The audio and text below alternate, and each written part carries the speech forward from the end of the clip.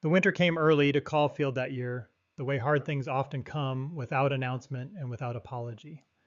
By the first week of December, the ground had frozen solid, and the bare trees along the county road stood like sentinels, with nothing left to guard their branches, black against a sky the color of old pewter. The town itself had the particular stillness of a place that has learned to wait out the cold by simply becoming smaller, drawing in its perimeter, reducing its ambitions to the manageable scale of survival. Nobody paid much attention to the truck that turned off the county road and pulled up to the gates of the old Goss property. It was a 12-year-old Ford dark green with 200,000 miles of experience, showing in the way it sat on its frame, settled and serious, without the eagerness of a vehicle that still believes in destinations. The man who stepped out moved the same way. Deliberate, economical. The kind of movement that comes from spending years in places where unnecessary motion was not just inefficient but dangerous, and the habit had stayed even when the danger had not. His name was Bridger Holt. He was 42 years old. He stood at the gates and looked at the property for a long moment before touching anything. It was what he did in new spaces. He assessed. He quartered the scene the way he had been trained to quarter everything left to right, near to far, looking for what was there and what was missing and what the difference between those two things meant. The gates were wrought iron, tall, the kind made to communicate permanence in an era when permanence was something people believed in. They had not been opened in a long time. Rust had worked its way into the hinges and the latch mechanism with the patient thoroughness of something that operates on geological time and is in no hurry. The property behind the gates was difficult to see through the overgrowth of winter bare vegetation, but what was visible was enough. A long gravel drive that had mostly returned to nature. Trees that had been planted as ornamentals along the drive's edges and had long since stopped being ornamental and become simply large. And at the end of the drive, set back perhaps 100 yards from the gates, the house. It had been built in 1923 by a man named Everett Goss, who had made money in timber and had wanted everyone in Caulfield to know it. 3 stories of Kentucky limestone and dark wood, with a wide porch that wrapped around 2 sides and windows tall enough to admit the kind of light that made rooms feel like statements. It had been a house that said something about its owner. What it said now, after 73 years of standing empty, was something different. Something about the gap between intention and outcome. Something about how the things we build to last are sometimes better at outlasting us than we anticipated. The house looked like it had been waiting. That was the word that came to Bridger's mind, and he was not a man given to fanciful language. But there was something in the quality of the structure stillness that was different from simple abandonment. Abandoned things look finished. This house looked paused. He had paid $5,000 for it. The listing had been in a county property database he had found while sitting in a motel room in Lexington 3 weeks after driving out of Fort Campbell for the last time with everything he owned in the bed of the truck and no particular idea of where he was going except that it needed to be somewhere that was not where he had been. He had been looking at properties the way a man looks when he does not actually know what he is looking for, scrolling without purpose. And then he had stopped. $5,000. Caulfield, Kentucky. Goss Estate. As is. The photographs in the listing had shown exactly what was in front of him now. Broken windows, collapsed sections of porch railing, walls going soft with moisture, a kitchen stripped of everything that could be stripped. It was by any reasonable measure not a house, but a problem shaped like a house. But Bridger had not been looking for something reasonable. He had spent 16 years in the Navy doing work that reasonable people could not do. And when that ended, he had spent 2 years trying to be reasonable in the world that existed outside it, and neither year had produced anything he would describe as working. The apartment in Nashville had walls that were too close together and neighbors whose sounds traveled through them in ways that kept his nervous system perpetually convinced that something required a response. The security consulting work had been what someone who did not know him would have described as a good fit. And it had been in the way that a coat 2 sizes too small is technically a coat. He had lasted at the apartment for 8 months, the consulting for 14. Then he had packed the truck and started driving, and he had not stopped until the listing appeared on the screen in the motel room in Lexington. And something in him, something below the level of language, had said there. He understood what that meant now, standing at the gates. He was not buying a house. He was buying the kind of quiet that only comes from a place that has been left alone long enough to forget how to perform for people. He was buying the particular silence of something that had given up on being seen and was simply being. He understood that silence. He had been living inside a version of it for 2 years. The gate latch required the application of considerable force applied at a specific angle, which Bridger determined through brief experimentation and then executed, and the gate swung inward with a sound like a long exhale. He got back in the truck and drove up the gravel drive and parked in front of the house and sat for a moment before getting out. From the back seat, Sable watched him with the patient attentiveness that was the dog's primary mode of being. Sable was 5 years old, a German Shepherd of considerable size and very specific training, with a coat that was charcoal across the back and gold at the chest and legs, and eyes that were amber in certain lights and closer to copper in others. He had been with Bridger since the last year of service, assigned initially as a working dog, and become over time something for which the word assigned was not quite adequate. He had been trained in the way that serious military dogs are trained, which is to say completely and with great attention to the particular intelligence of the individual animal rather than the general behavior of the species. He was not in the common understanding of the phrase a pet. He was something harder to define and more important.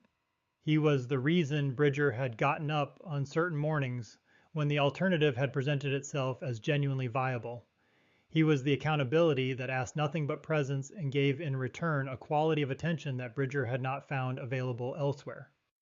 Bridger opened the back door and Sable stepped out and stood beside him, both of them looking at the house. The first 3 days were what Bridger had expected. He set up a workable camp in the least damaged room on the ground floor, a former study with intact windows and a fireplace that drew properly once he cleared the chimney. He established water supply from a well that still functioned. He ran a generator for electricity. He worked from first light until dark, moving through the house, methodically assessing each room and space and structural element, and making notes in a small book he carried in his jacket pocket. He was not restoring the house, not yet. He was learning it, the way he had learned every building, every compound, every piece of terrain that had ever mattered, from the ground up, from the foundation to the roof, understanding what it was made of and what it was capable of and where its weaknesses were. Sable moved through the house with his own methodology, which was parallel to Bridger's and sometimes intersecting. He explored each room at his own pace, building the olfactory map of the space that was for a dog of his training as detailed and specific as any blueprint. He moved without urgency and without anxiety, which Bridger read as a continuous assessment of the environment as acceptable. When Sable was not comfortable with a space, Bridger knew. The signals were subtle, but they were consistent, and Bridger had learned to read them the way he read everything that mattered completely and without assumption.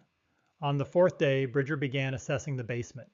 The basement stairs were at the back of the house behind the kitchen, accessed through a door that had swollen in its frame from years of moisture and required the shoulder to open.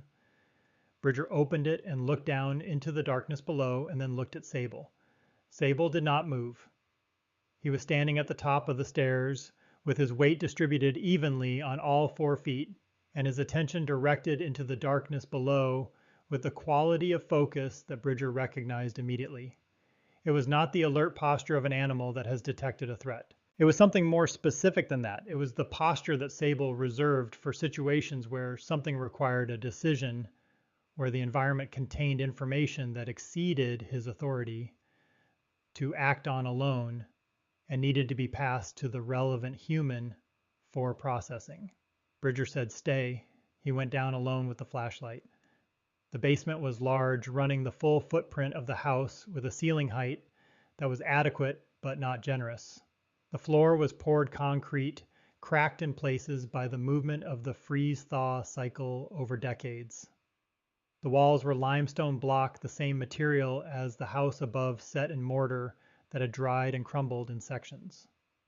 There were old shelving units along the south wall empty, and the remnants of what had once been a workbench along the north wall, and in the center of the room, the remains of a coal furnace that had been the house's heating system before it had no longer needed to heat anything. Bridger moved the flashlight across the space, methodically covering each section before moving to the next. Nothing announced itself as unusual, but Bridger had learned over 16 years of working in buildings and compounds and installations of every description to trust the specific skill of measurement. He had learned that spaces lie visually but cannot lie dimensionally, that the eye can be fooled by finishes and light and the distraction of detail, but that numbers do not accommodate deception. He pulled the folded copy of the architectural drawing from his jacket pocket. It had been included in the county property records, a hand-drawn blueprint from 1923 showing the original design of the house dimensions noted in the careful pencil of a draftsman who took his work seriously. He measured the basement. He used a tape measure from his toolkit, running it along each wall, taking note of the dimensions with the same small book and the same pencil, the north wall, the south wall, the east wall. The west wall measured correctly. The east wall was shorter than the drawing indicated by 1.2 meters. Bridger stood in front of the east wall with his tape measure and his flashlight and the architectural drawing, and he checked the numbers 3 times because the first 2 times he assumed he had made an error. He had not made an error. The east wall was 1.2 meters shorter than it should have been, which meant that behind it, in the space between the existing wall and where the actual exterior foundation was, there was a void, a space that did not appear on any drawing because it had not existed when the drawing was made. It had been created afterward, and whoever had created it had used limestone block and mortar from the same period as the original construction, and had done the work with a quality of care that had hidden it completely for over 70 years. This was not an accident. This was not a structural modification. This was a decision made by someone who knew exactly what they were doing and why they were doing it, and who had the skill and the patience and the materials to execute it with enough precision that decades of subsequent owners and assessors and county tax officials had looked at this wall and seen exactly what they were supposed to see, which was nothing remarkable. Bridger put his hand flat against the wall and pushed. Nothing moved. He ran his fingers along the mortar lines, feeling for the seam that would indicate the join between the original construction and the addition. He found it eventually not because it was visible in the beam of the flashlight, but because the texture changed slightly at a point approximately 2 feet from the floor, a difference so subtle that it would register only as a very slight inconsistency in a fingertip that was paying close attention. He went back upstairs.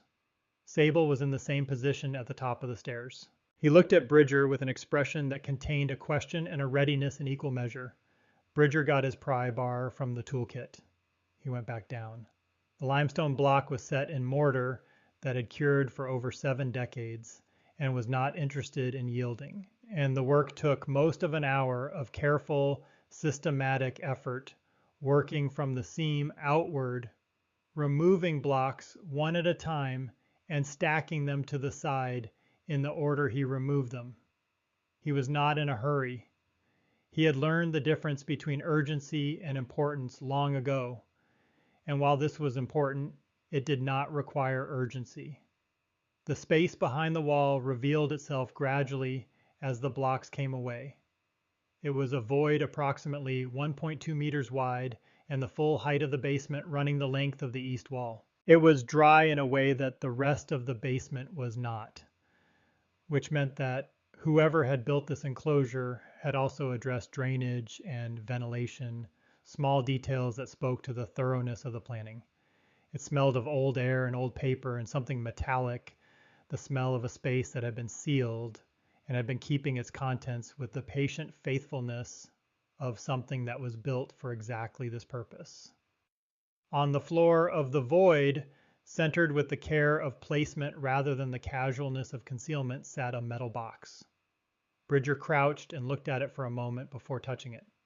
It was approximately the size of a large briefcase made of steel with a surface that showed the specific pattern of oxidation that comes from many decades, but not corrosion, the oxidation of protected metal rather than exposed metal.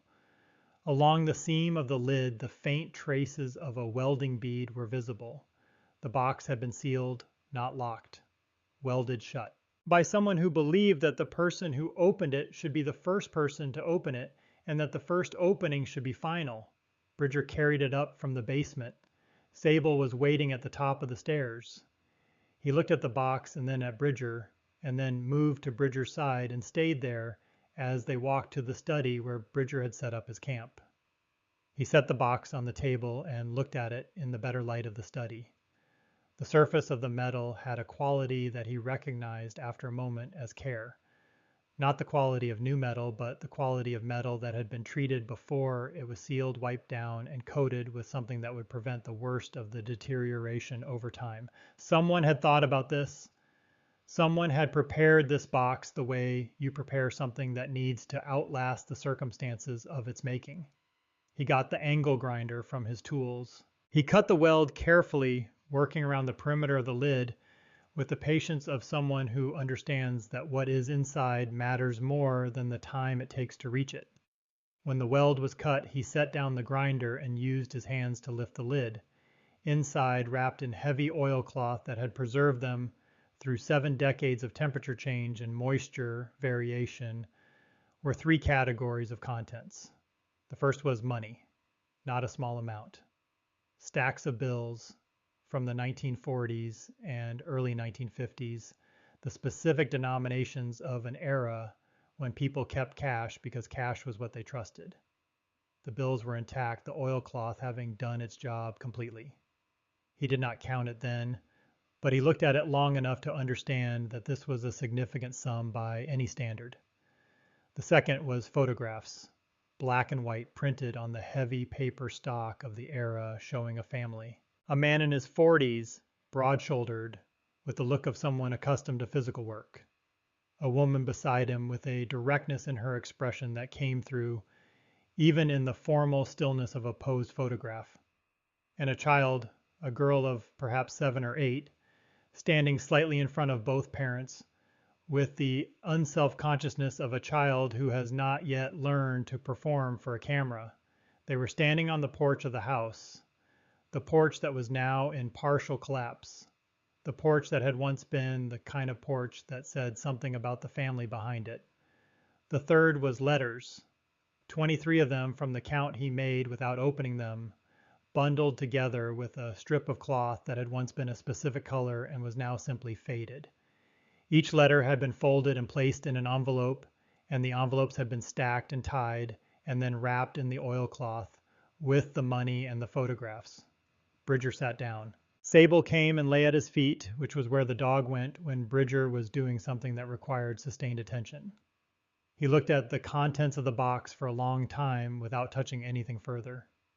He thought about the wall, about the precision of its construction and the quality of the concealment and the thoroughness of the preparation, about whoever had built it and sealed this box and placed it in the void with the specificity of placement rather than the randomness of hiding, about what it meant to prepare something this carefully and leave it behind. He thought about the $5,000 price of a house that nobody had wanted for 73 years. He thought about the particular feeling he'd had in the motel room in Lexington when the listing had appeared on the screen and something below language had said there.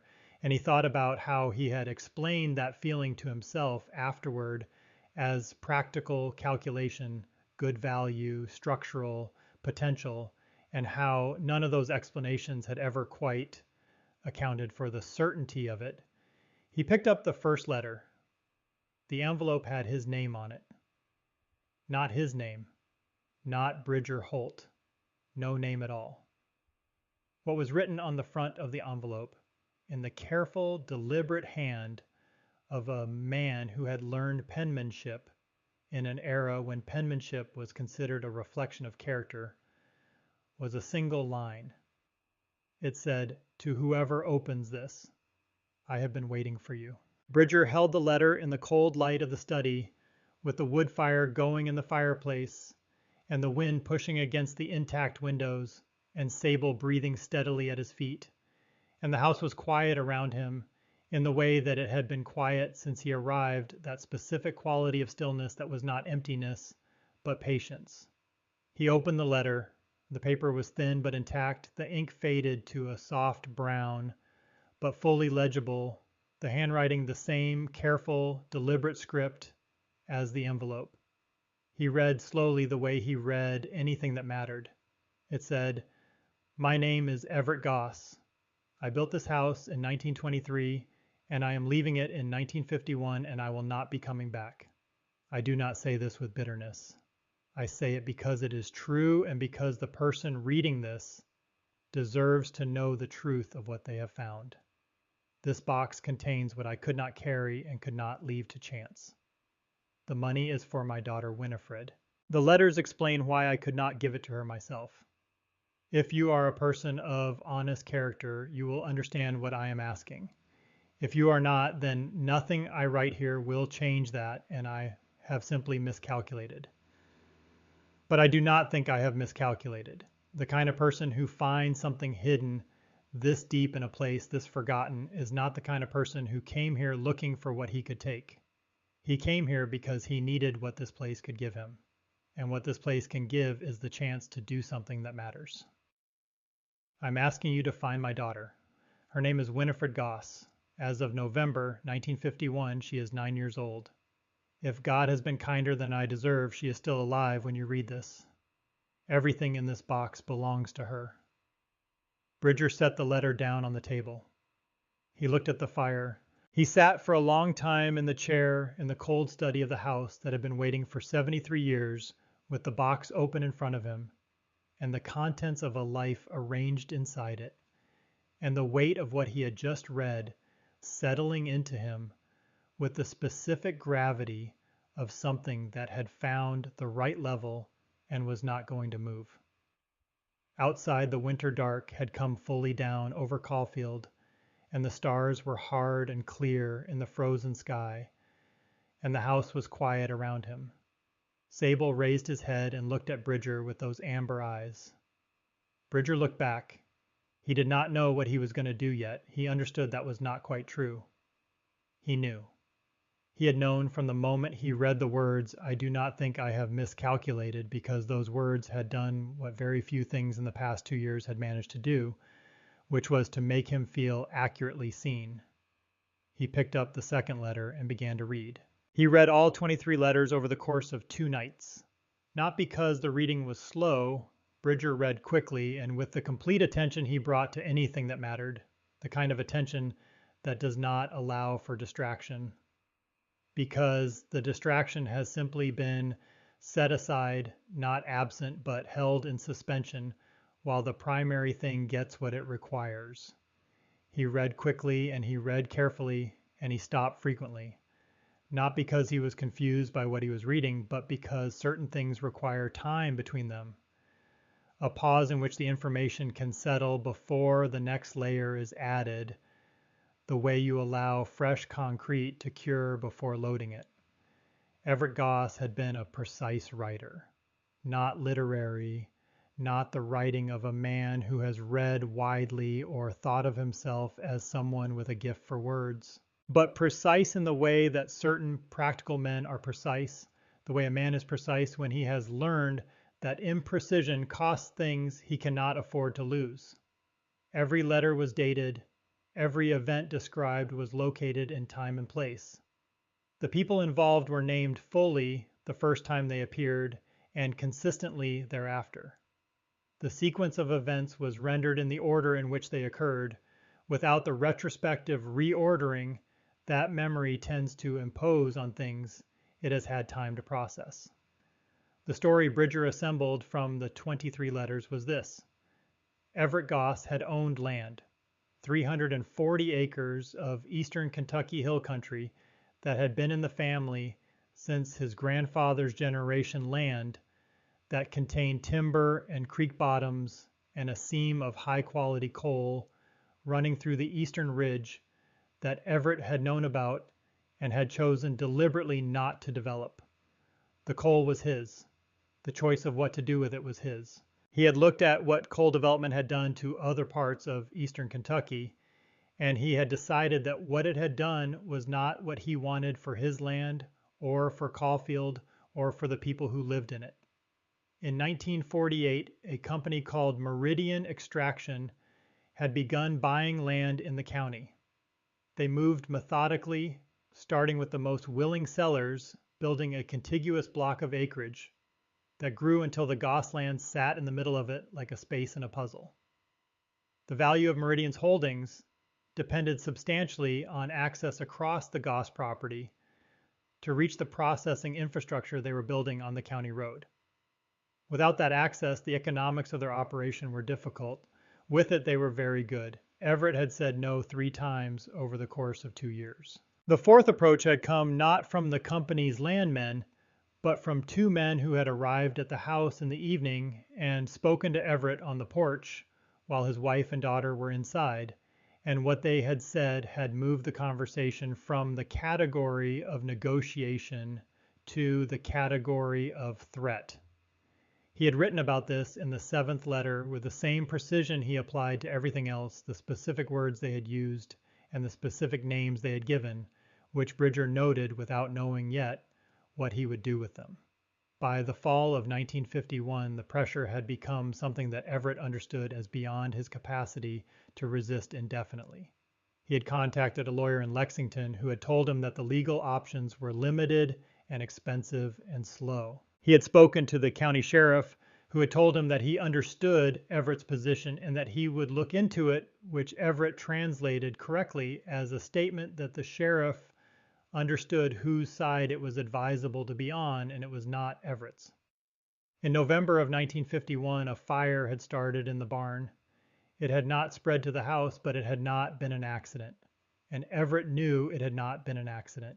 And the fire marshal's report, which Everett quoted briefly in the 10th letter, had described the cause as undetermined. 3 days after the fire, Everett had made his decision.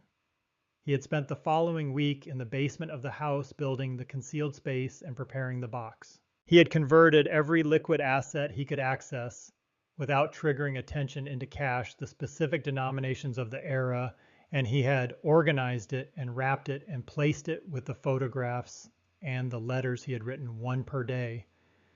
During the same week, letters to Winifred that covered the things he wanted her to know and might not have the opportunity to tell her another way. On the 14th of November, 1951, he had loaded his wife and his daughter and what they could carry into the truck and driven away from Caulfield without telling anyone where they were going. He had not told Winifred about the box. She was 9 years old. Children tell things not from dishonesty, but from the nature of childhood, and what she did not know she could not share. He had told her only that he had made arrangements for her future. She had been 9. She had not known what that meant. By the 23rd letter, written on the day before they left, Everett had said the thing he had been building toward across all the previous letters. He had addressed it not to Winifred, but to whoever would open the box, and he had said it plainly. He wrote, "I have done what I can do from where I stand.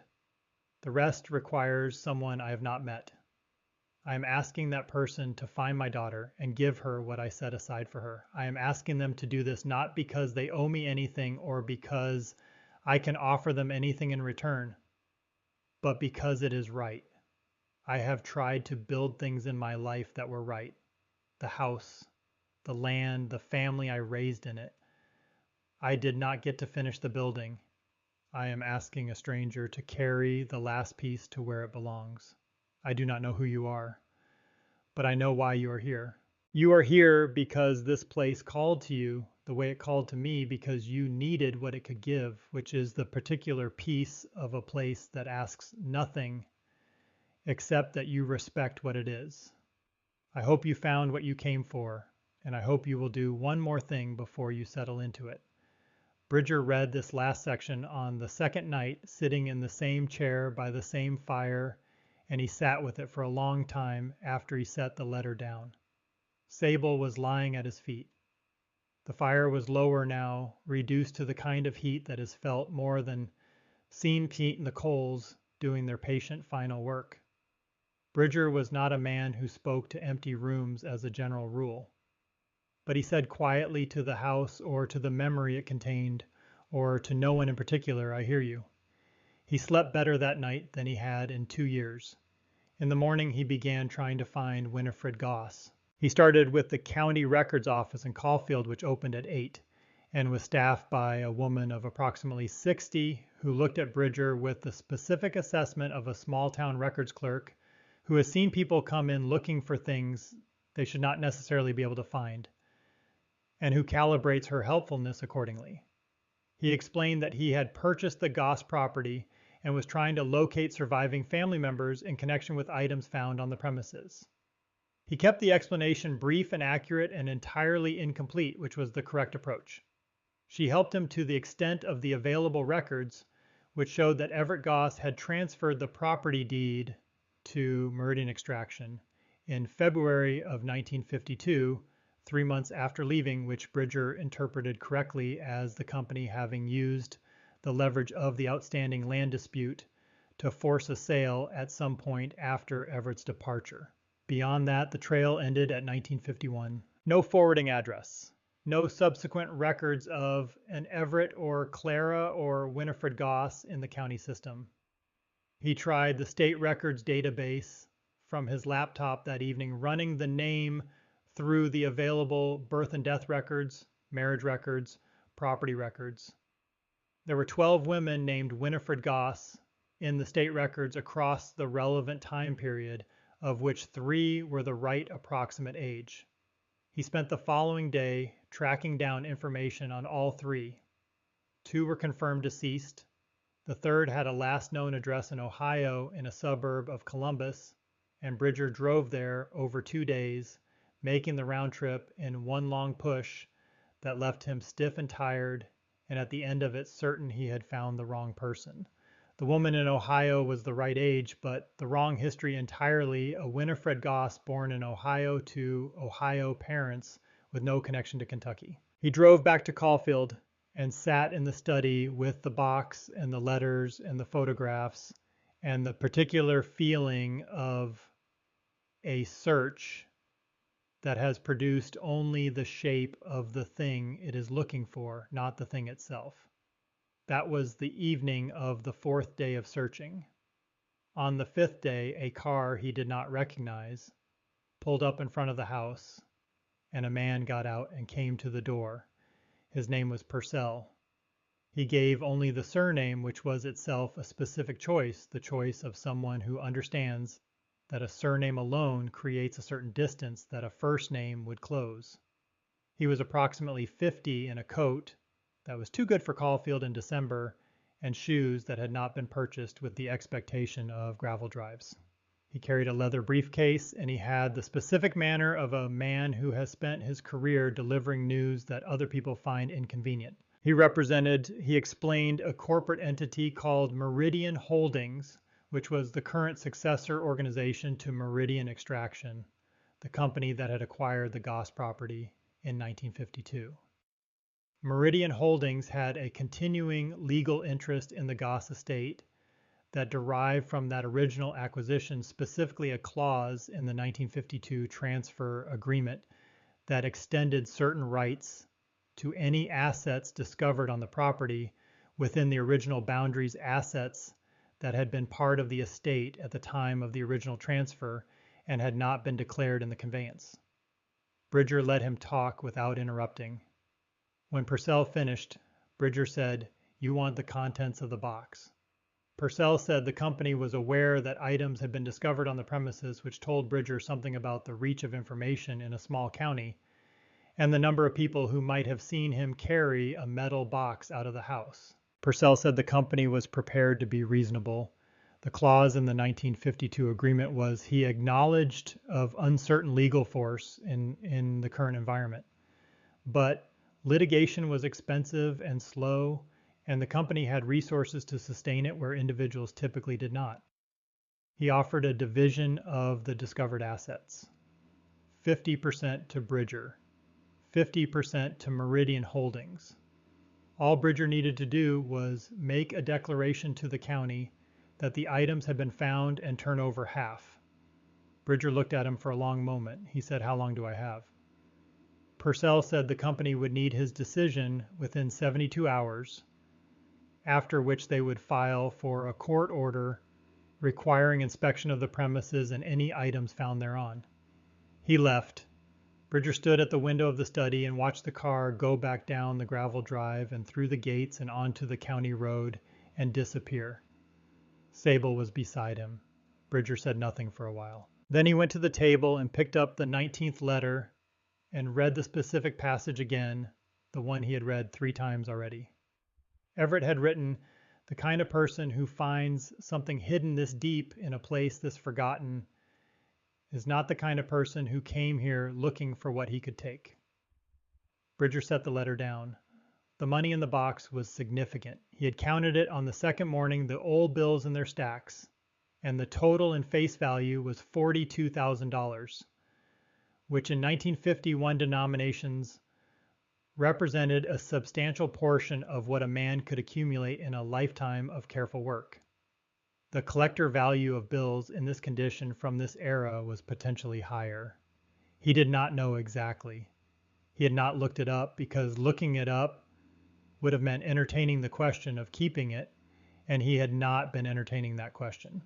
He had not been entertaining it from the moment he read the first letter. But he had also not found Winifred Goss, and now he had 72 hours. He sat down at the table and looked at the box and at the photographs and at the stack of 23 letters and at the problem in front of him, which was the problem of finding a woman who was 82 years old and had been functionally invisible for 73 years in 72 hours without the kind of institutional access that would have made the search straightforward if he had still been the kind of person who had institutional access. He was no longer that person, but he had Sable, and he had the contents of the box, and he had the specific quality of attention that 16 years of solving problems in conditions that did not accommodate failure had built into him at a level below conscious strategy. He began again. This time he started not with names, but with events. The fire in November 1951. He searched newspaper archives from the regional papers of the era, which were available in digitized form through a university library database he accessed online.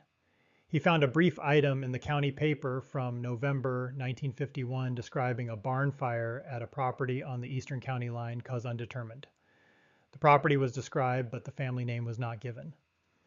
This was consistent with the politics Everett had described.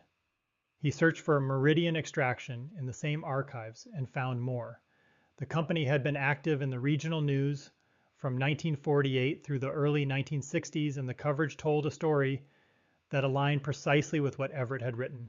He found the name of the company's principal officer, a man named Vance Tulloch, and he found subsequent records showing that Meridian had eventually been acquired by a larger entity, and that Tulloch had retired to Florida in 1974 and died there in 1989.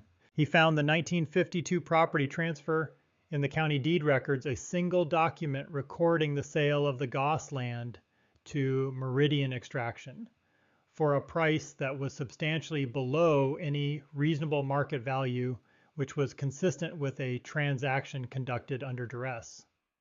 But none of this told him where Winifred Goss was. He was at the table with the laptop and the physical records and the letters spread in front of him, working through the third day of searching when Sable moved. The dog had been lying under the table in his customary position. He stood up with the specific deliberateness of a dog that has decided something requires attention and moved to the table and stood looking at the box. Bridger looked at him. Sable put his nose close to the metal surface of the box and worked along the bottom edge the way he worked when he was tracking something specific, and then he pushed at the base of the box with his muzzle. Bridger watched for a moment and then reached forward and lifted the box and turned it over. Along the bottom edge of the box where the base plate met the sides, there was a seam, distinct from the welded seam of the lid, a different kind of joined mechanical rather than welded, a plate that had been fitted into the base with screws that had been set flush and painted over in the same oxidized finish as the rest of the exterior. Bridger got a screwdriver. He worked the 4 screws out of the base plate and lifted it away. In the cavity between the base plate and the floor of the box, thin enough to fit within the depth of the base plate's recess, was a single envelope. He looked at it for a moment. Then he took it out. The envelope was different from the others. Not the same paper, not the same ink, not the same hand. The paper was newer, not new by any absolute measure, but newer by several decades than the letters inside the box. The ink was darker, less faded, the writing of a pen that had been used within the past 40 years rather than 70. The handwriting was different too, smaller, more rounded. The handwriting of a woman, he thought, though he acknowledged to himself that this was an inference. He opened the envelope. Inside was a single folded sheet of paper and a small photograph. The photograph showed the front of the house taken from the drive in what appeared to be summer. The overgrowth visible in the photograph was consistent with a date, perhaps 35 years ago, the vegetation less mature than it was now, but already well established, the house already showing the early stages of the deterioration that had continued since. In the lower right corner of the photograph, written in the same hand as the envelope, was a date. August 1989. Someone had been here in August of 1989. He unfolded the sheet of paper. It was a letter, short, 4 paragraphs, none of them long. It said, "I came back. I do not know why I believed I could find what my father told me was here. I looked for 2 hours and found nothing.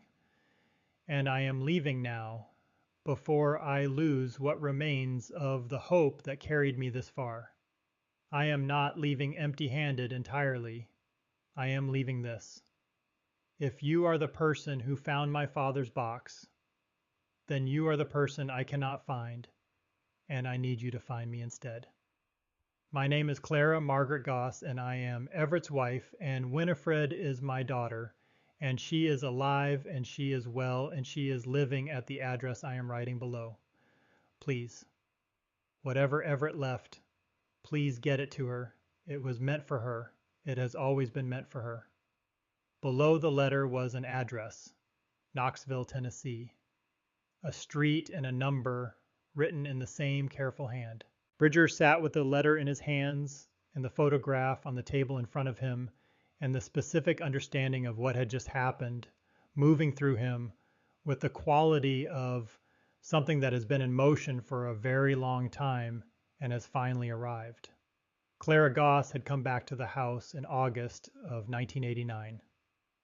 She had come looking for what her husband had hidden, and she had not found it because she had not known about the false wall, and the concealed space had not had the blueprint and the tape measure and the 16 years of training that had taught Bridger to notice when dimensions do not match drawings. She had come and looked and left, and she had been smart enough and determined enough to leave something behind. She had put the envelope in the base of the box, but the box had been inside the wall. Bridger stopped. He thought about this carefully. If the box had been inside the concealed space behind the false wall, Clara could not have put anything inside it in 1989. She had not found the box. She had said so explicitly. She had looked for 2 hours and found nothing. He looked at the base plate he had removed from the box. He looked at the screws he had set aside on the table. He looked at the cavity they had revealed. The screws showed oxidation consistent with the rest of the box. But the paint over them was different, slightly different in texture, slightly different in the specific tone of the oxidized finish. Someone had opened the base of this box after it was originally sealed, had added the envelope, had resealed the base and painted over the screws to match the existing finish as closely as possible. Not Clara, who had not found the box. But someone who had found the box after 1989 read the letters inside and then found Clara somehow and received from her the envelope with the address and come back to the box and added it to what was inside. Someone who had found the box and understood what it was and what it required and had added to it the thing it needed most, which was the address of the person it was meant for, and had then resealed it and put it back in the concealed space. Someone who had decided, for reasons Bridger could only speculate about, not to complete the task themselves. Someone who had decided that this task was meant for someone else. He sat with this understanding for a long time. Then he looked at the address in Knoxville. Then he looked at the clock. It was 9 in the evening. He had been sitting with the letters and the records and the searches for hours. The deadline Purcell had given him was 72 hours from the previous afternoon, which meant he had approximately 31 hours remaining. Knoxville was 3 hours from Caulfield. He could drive it in one night. He folded Clara's letter and placed it carefully with the others. He put the photograph in the inside pocket of his jacket. He lifted the base plate and checked that the cavity was empty and set the base plate back in place and replaced the 3 screws he was able to replace without the 4th, which he had stripped getting out. He closed the lid of the box. He carried it to the truck and set it on the passenger seat.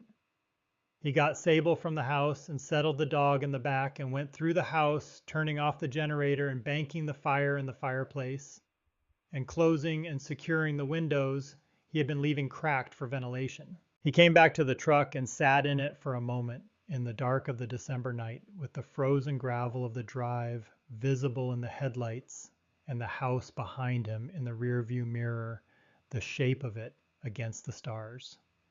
He thought about Everett Goss building that wall in November of 1951, preparing the box, writing the letters, placing everything in the void behind the limestone, and sealing it in with the knowledge that he would not be coming back, and the hope that whoever eventually came would be the right person. He thought about Clara coming back in 1989 and not finding what she came for, but leaving something anyway, the address on the paper, the specific act of not giving up that leaves something behind when it cannot complete the thing it came to do. He thought about whoever had come between 1989 and now found the box, understood what it was, added the envelope, and put it back. 3 people across 70 years, none of them completing the task, each of them adding what they could add and leaving the rest for someone they would never meet. He started the truck. Sable shifted in the back and settled. The headlights swept across the face of the house as Bridger turned in the drive, and for a moment the windows caught the light and gave it back, and the house did not look abandoned or sad or tired. It looked like it was watching him go, like it knew he was coming back. He drove out through the gates and turned onto the county road toward the interstate and pointed the truck south toward Knoxville with 29 hours left and 1 address, and the box on the seat beside him, and the specific clarity of a man who has finally found the thing he came somewhere to do. He drove through the night with the heater running and the radio off. There was nothing he wanted from the radio. No news, no music, no voice filling the cab with content that would require the part of his mind he needed for other things. The road was sufficient. The dark outside the headlights was sufficient. The sound of Sable breathing in the back was sufficient. These 3 things together created the particular quality of attention that Bridger had learned over 16 years of work that required it to inhabit without effort the state in which the immediate demands of the physical world were handled automatically while the deeper processing continued below. He was thinking about the envelope, not Clara's letter, which he had read and understood. He was thinking about the mechanism of it, the base plate, the screws painted over with a finish that matched the box, but was not quite the same texture as the original oxidation. Someone had opened the base of that box after 1989 and added what Clara had not been able to add herself because she had not found the box.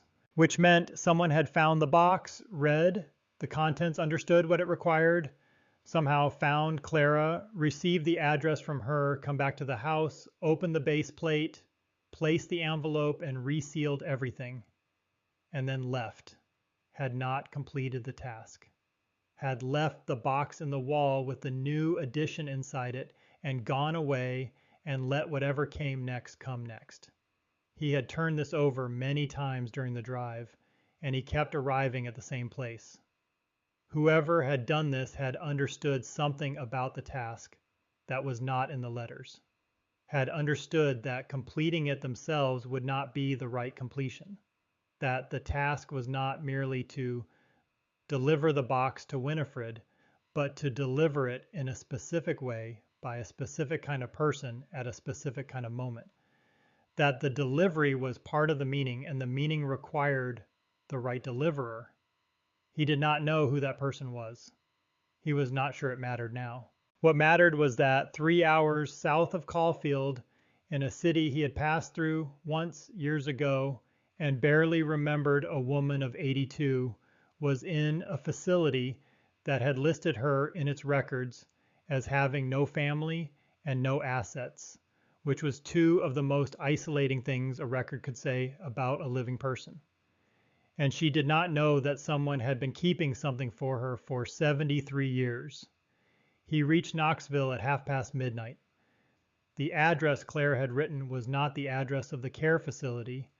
He discovered this by navigating to it and finding a residential street in a neighborhood that had changed significantly since 1989, the houses smaller and closer together than the street might once have been, the kind of neighborhood that absorbs decades without dramatic alteration, but accumulates small changes until the aggregate is significant. The specific address was a house with lights on in one window, occupied no connection to Winifred that he could establish at midnight on a Tuesday in December. He sat in the truck outside the house for a few minutes. Clara had written down Winifred's address in 1989. It was now 2024. 35 years. People moved. People moved many times in 35 years, and the specific reason a person might move from a private residence to a care facility in that span of time was not difficult to deduce.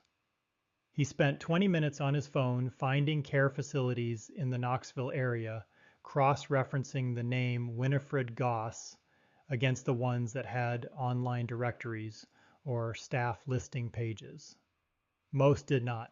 Care facilities maintain their residents' information with appropriate privacy, which is correct and appropriate, and was in this specific moment an obstacle. He found her on the 4th facilities page, not in the resident directory, which was not public, but in a photograph from a community event 2 years prior that had been posted to the facility's social media page with a caption that named several residents.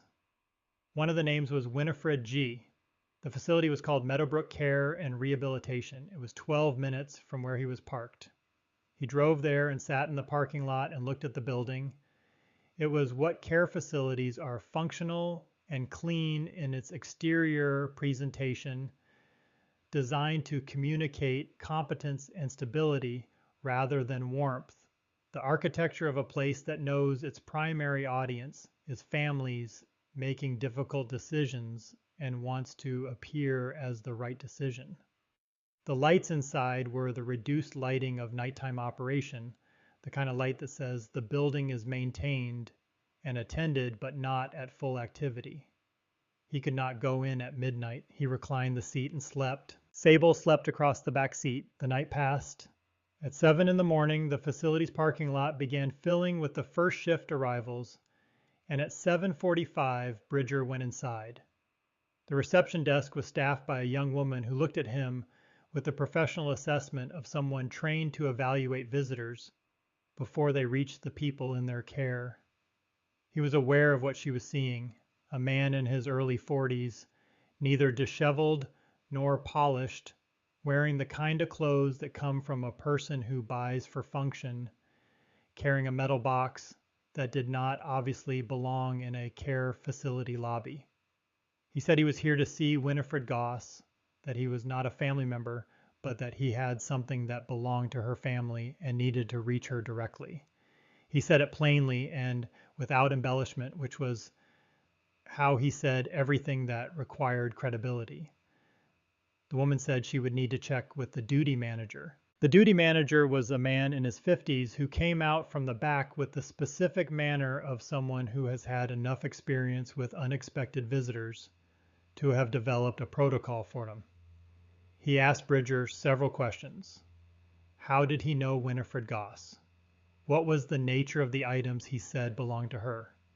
Was there family he could contact to verify?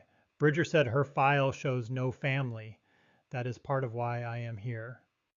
He said I purchased a property in Caulfield, Kentucky that belonged to her father.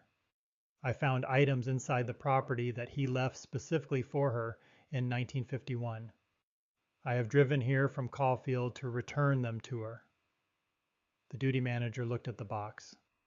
He said, what kind of items?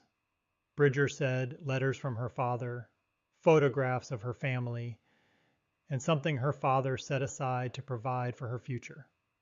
The manager looked at him for another moment. Then he said, give me a few minutes. He went back through the door. Bridger sat in one of the chairs in the lobby.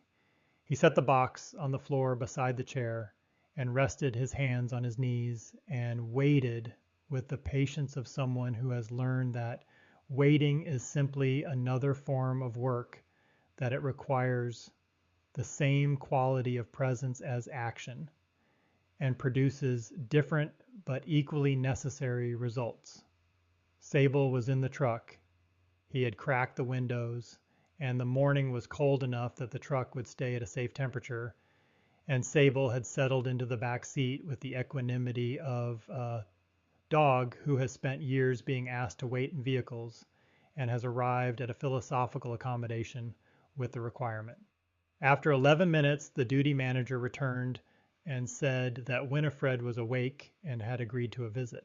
He walked Bridger down a corridor that smelled of institutional breakfast and floor cleaner and the particular quality of air that exists in places where people are at the end of things rather than the middle of them, the air of rooms where the future has been contracted to a smaller set of possibilities. The room at the end of the corridor was private, which surprised Bridger briefly. The facility had listed her as having no assets, but a private room cost more than a shared one. Then he understood. Some things the state provides, some things the facility absorbs, some things are arranged in ways that are not visible in records. He knocked on the open door. She was sitting in a chair near the window.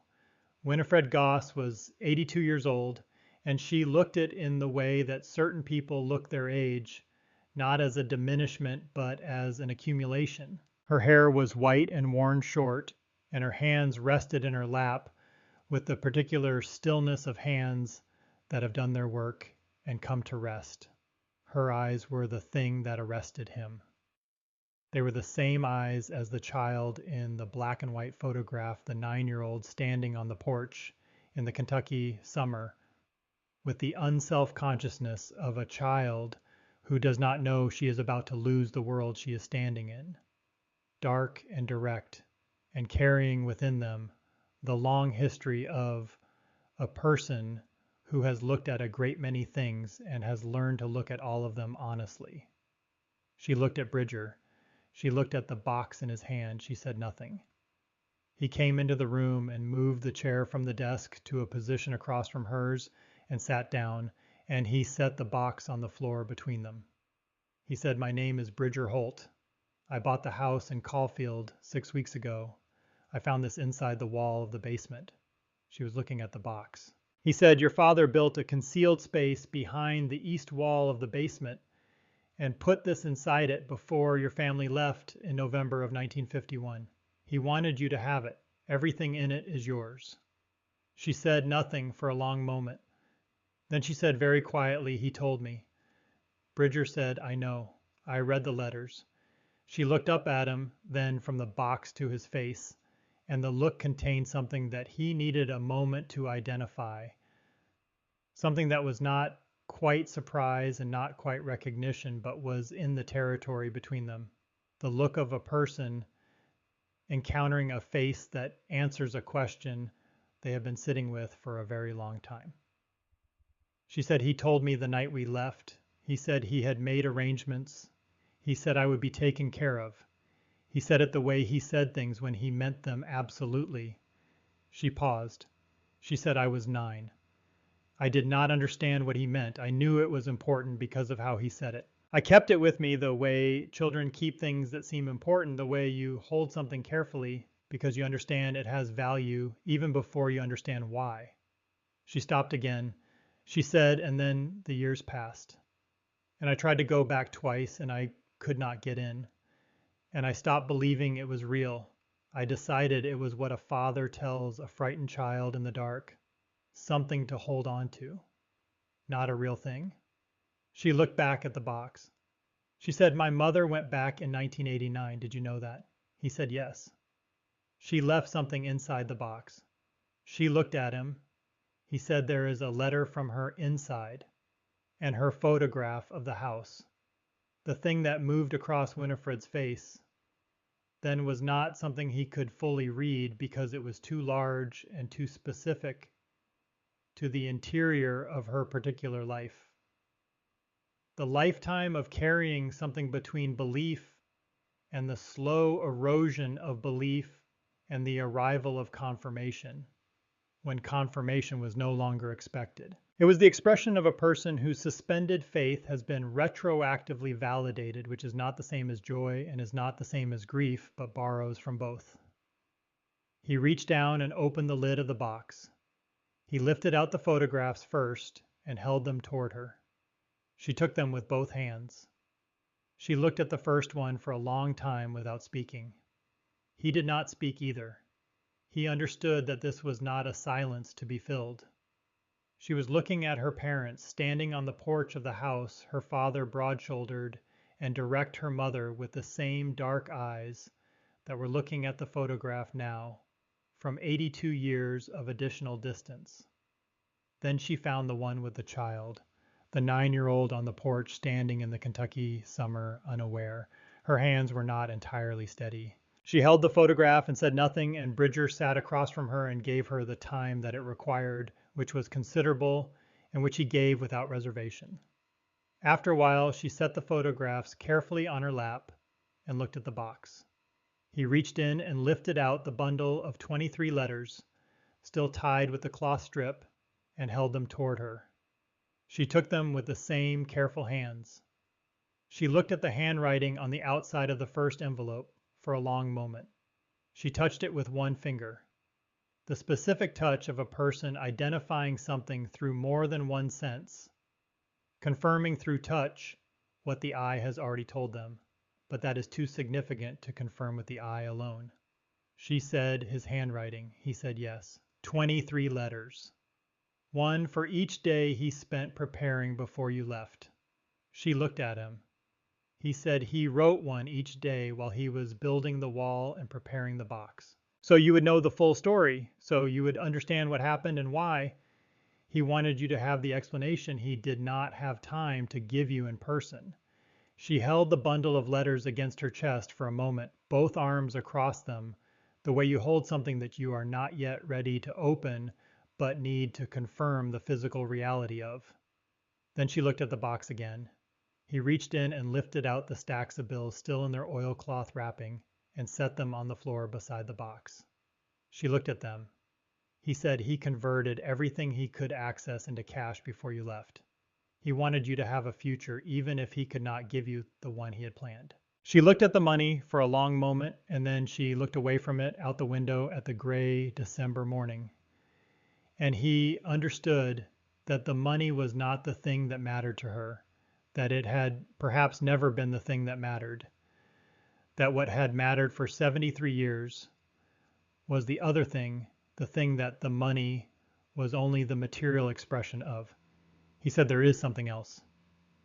He reached into his jacket pocket and took out Clara's letter, the one from the base of the box, and the small photograph of the house in the August summer of 1989. He held them toward her.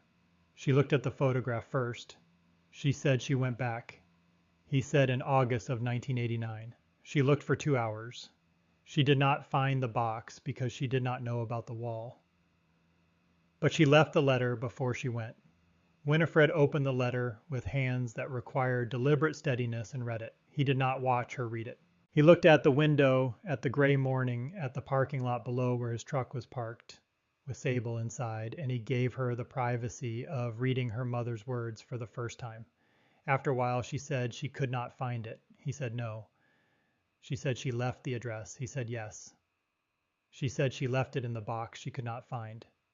He said someone found the box after your mother left, read the letters, found your mother somehow, got the address from her, came back and put the letter inside the base of the box and sealed it back up. She looked at him. He said, I do not know who that was. There was no other letter, no name, just the address added to what was already there. Whoever it was decided the task was not theirs to complete. She considered this for a long moment. She said they decided to wait for the right person. He said, that is what I think. She looked at him steadily with those dark eyes that had been looking at things honestly for 82 years. She said, and you are the right person. He did not answer that directly because it was not the kind of statement that benefited from direct answer. It was the kind that was more honestly received than responded to. He said, instead, your father wrote something in the 19th letter. He said the person who found the box would be someone who came to the house because they needed what the house could give, because they understood what it was to be a place that the world had left behind. She said, and did you need what the house could give? He said, yes. She said, and did you find it? He thought about this honestly before answering. He said, I found part of it before I found the box. The house gave me the quiet I needed. And then the box gave me the reason I needed. I think those might have been two halves of the same thing. She looked at him for a long moment. Then she said, my father was a very deliberate man. He said, I know. I could tell from the letters. She said he did not do things accidentally. When he said he had made arrangements, he meant more than the money. He always meant more than the obvious thing. Bridger considered this. She said he knew the house would find the right person. He built it to last, and he trusted it to do the rest. He trusted that a house that had been waiting long enough would eventually be found by someone who was also waiting, who needed what a long waiting thing can offer. Bridger did not respond to this, but he sat with it. Then he reached into his jacket pocket and took out the document he had carried there since leaving Caulfield that morning. He had printed it at the Motel Business Center before driving to the facility. It was the legal summary his phone search had produced, confirming that a surviving heir presenting valid family documentation could file a competing claim against any corporate assertion of rights to discovered assets within the original property boundaries, and that such a claim filed within the relevant period would take precedence over a corporate claim. He set it on the floor beside the box. He said, there is a company called Meridian Holdings. They are the successor to the company that took your father's land in 1952. They have claimed an interest in the contents of the box. They gave me a deadline of 72 hours to respond to their demand. That deadline ends in approximately 4 hours. She looked at the document. He said, if you can provide documentation that you are Everett Goss's daughter, a birth certificate, or any other formal record, you have a stronger legal claim than they do, and their demand has no standing. The process requires filing with the county, which I can do on your behalf if you authorize me to do so. She was quiet for a moment. Then she said, "My birth certificate has been in that drawer for 20 years." She indicated the nightstand beside the bed. "My mother kept her documents and mine together. They came to me when she passed in 2003. I never had reason to do anything with them." She said the nightstand, top drawer. He crossed to the nightstand and opened the top drawer, and inside, beneath a Bible and a small photograph in a frame that he did not look at closely, was a manila envelope, old but intact, with a rubber band around it that had dried and cracked but still held. He brought it to her.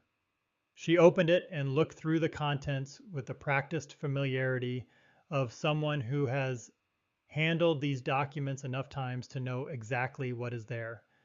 She extracted a single document and held it toward him.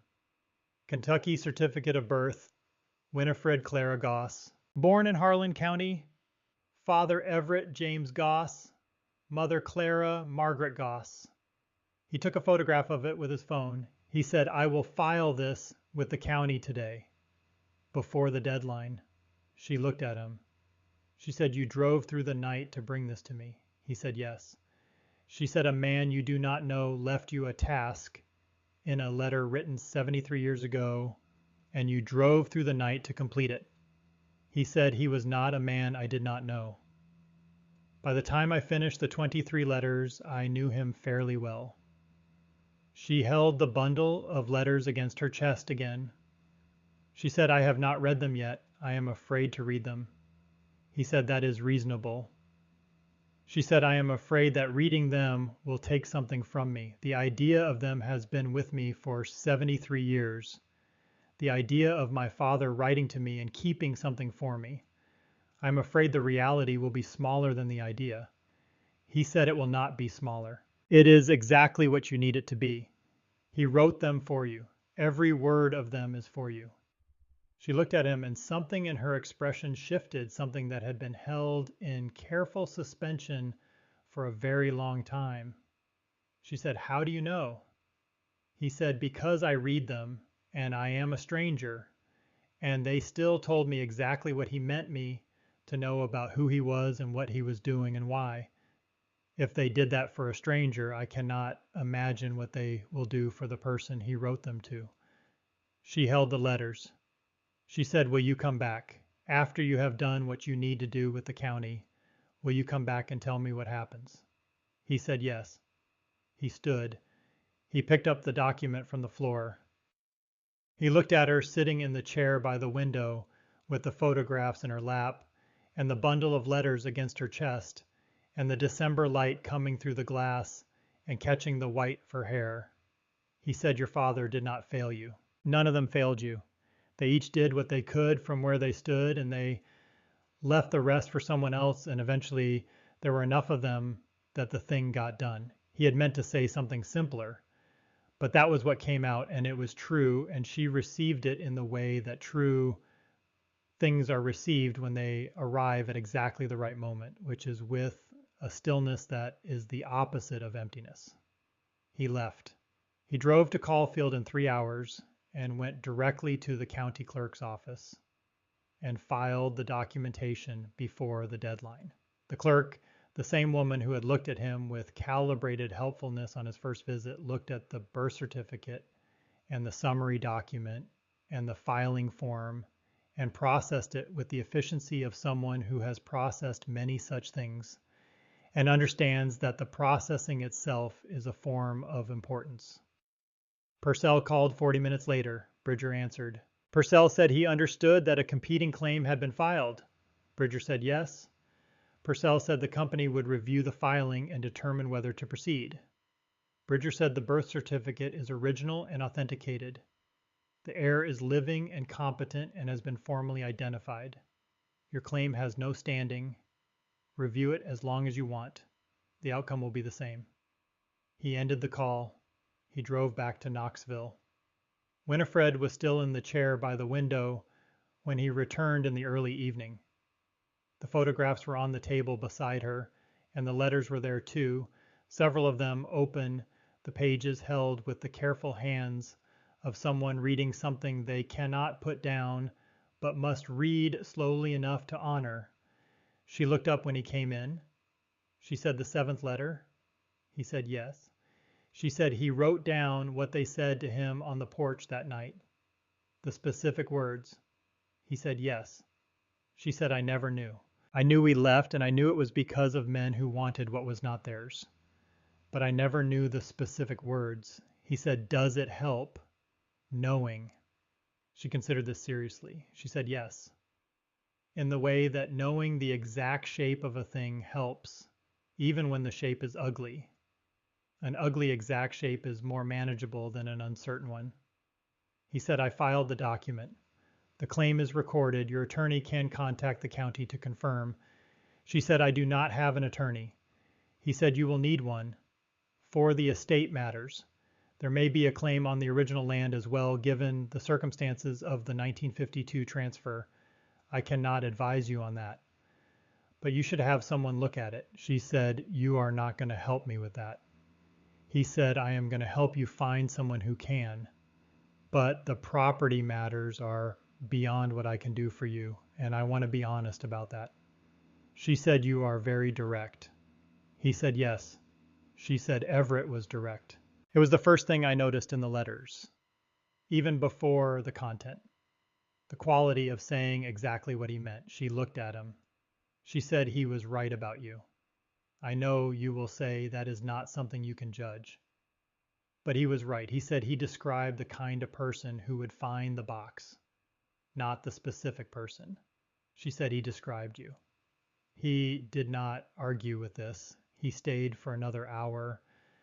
They talked not extensively, but enough about the house in Caulfield and what he intended to do with it, and about Knoxville and how long she had lived there, and about Sable, whom she asked about with the specific interest of a woman who has lived long enough to understand the importance of the right company in difficult circumstances. When he stood to leave, she was holding the photograph of herself as a child on the porch. He looked at it. She said, "I do not remember this day specifically, but I remember the porch. I remember the feel of the boards under my feet and the particular way the light came in the afternoons. I thought for a long time that the memories would fade. They have not. They have just become harder to place in time." He said, "The porch will be one of the first things I repair." She looked at him. He said, "When the house is in better condition, it should have someone in it who knew it when it was itself, if you ever wanted to see it." She held the photograph and said nothing for a moment. Then she said, "I would like that, when it is ready." He said, "I will let you know."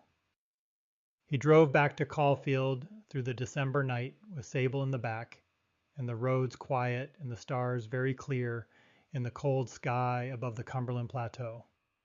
He was not thinking about Meridian Holdings or the legal process or the money in the box, which was Winifred's entirely, and would be delivered to her through whatever legal mechanism her eventual attorney established. He was not thinking about what came next in any practical sequence.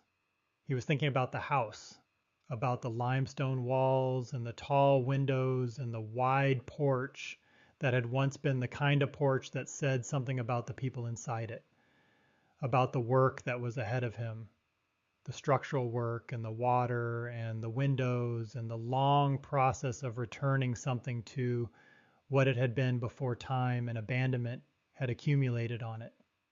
He was thinking about what Everett had written in the last letter, about the particular piece of a place that asks nothing except that you respect what it is. He had come to Caulfield because he needed silence. He had found it. He had also found something he had not known he was looking for, which was a task that was exactly the size of what he had to give, neither too small to require his full attention, nor too large for one person to complete. He had found the particular satisfaction of a man who has done the thing that was in front of him and done it completely. He pulled through the gates of the Goss property and up the gravel drive and sat for a moment with the engine off, looking at the house and the headlights. He thought about what it would take to repair the porch.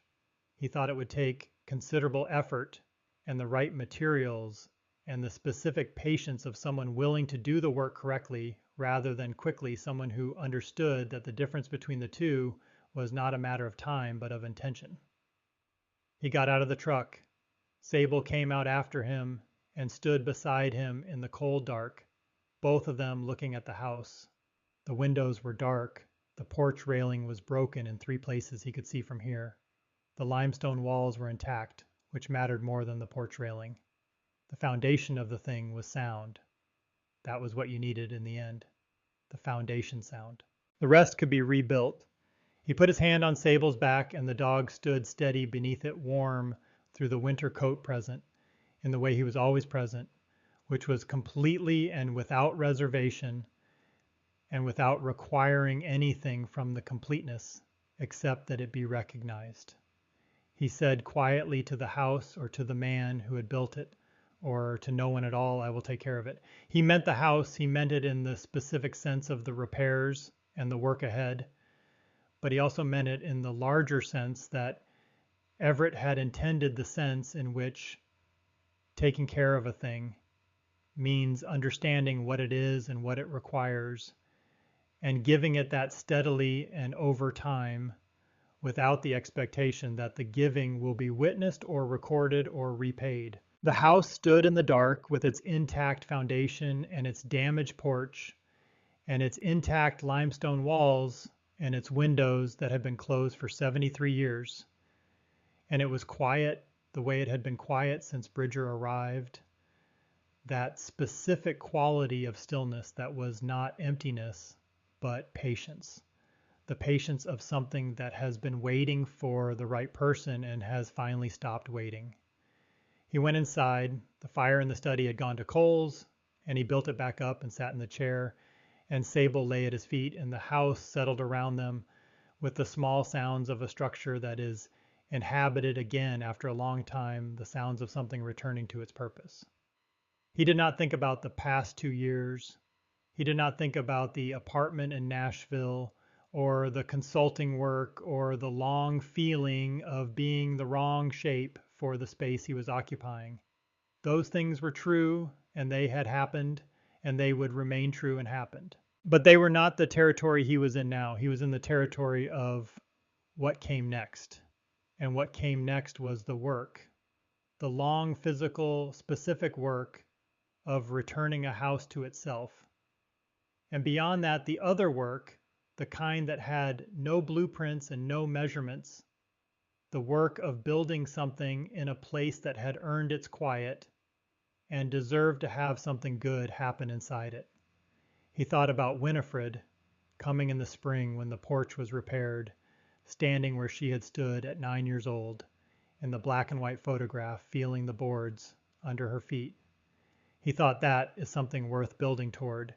He put another piece of wood on the fire. Outside, the December night held its cold, and the stars held their positions, and the house held its ground, the way it had always held its ground through everything that had been asked of it, and everything that was coming solid in its limestone bones, waiting for the morning, the way it had always waited with the particular patience of something built to last.